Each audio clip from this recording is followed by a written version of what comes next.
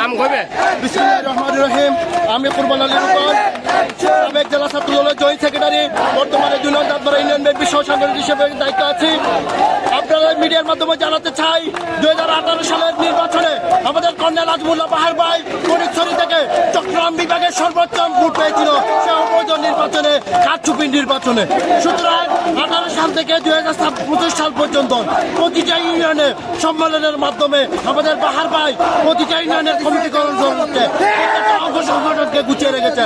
কিন্তু আজকে মনোনয়নের ক্ষেত্রে আমরা সম্পূর্ণ বঞ্চিত। আমাদের কর্নেল আজমুল্লাহ বাহার স্বচ্ছ রাজনীতি করে, কোন ধরনের অবৈধ টাকা পয়সার লেনদেন আমাদের কর্নেল আজমুল্লাহ বাহারের কাছে নেই।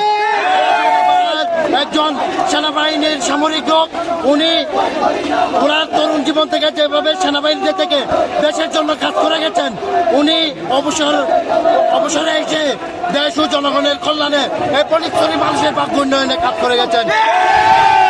সেই দুঃসময়ের বাহার ভাইকে ফটিকছড়ি থেকে মনোনয়ন বঞ্চিত করে হাজারো নেতা কর্মী মন ভেঙে দিয়েছে। সুতরাং মনোনয়ন তৃণমূল থেকে একটাই দাবি, ফটিকছড়িতে যে যোগ্য কোনো নেতা থাকে সেটা আমাদের কর্নেল আজমুল্লাহ। আমরা চাই 18 সালে যে রক্ত এই কর্নেল আজমুল্লাহ বাহারের রক্ত ফটিকছড়ির মাটিতে পড়েছে, ওই রক্তের আমরা এই নথিতে যে শোধ করতে চাই। তৃণমূলের কথা ভেবে, বিএনপির আগামীর কথা ভেবে আমাদের কর্নেল আজমুল্লাহ বাহার ভাই, যিনি একজন সত্য, যার নামে কোথাও 1 টাকা ব্যাংকিং পর্যন্ত অবৈধ সম্পদ নাই, জানবেন উনি ফটিকছড়িতে আসার জন্য আমরা অনেক রিকোয়েস্ট করার পর উনি ফটিকছড়িতে আসতে পারেন। ওনার টাকা পয়সার কোনো যন্ত্রণাদি নেই, আছে তৃণমূলের ভালোবাসা। বিনিময়ে হলেও আমাদের কর্নেল আজমুল্লাহ বাহারকে মনোনয়ন দেওয়া হোক, যেহেতু এখনো সময় আছে।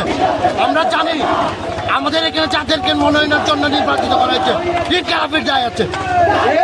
সকালের পত্রিকায় 2 লক্ষ 1 কোটি টাকা, একজন ঋণ খেলাপিকে এখানে মনোনয়ন দেওয়ার কোনো প্রশ্নই আসে না।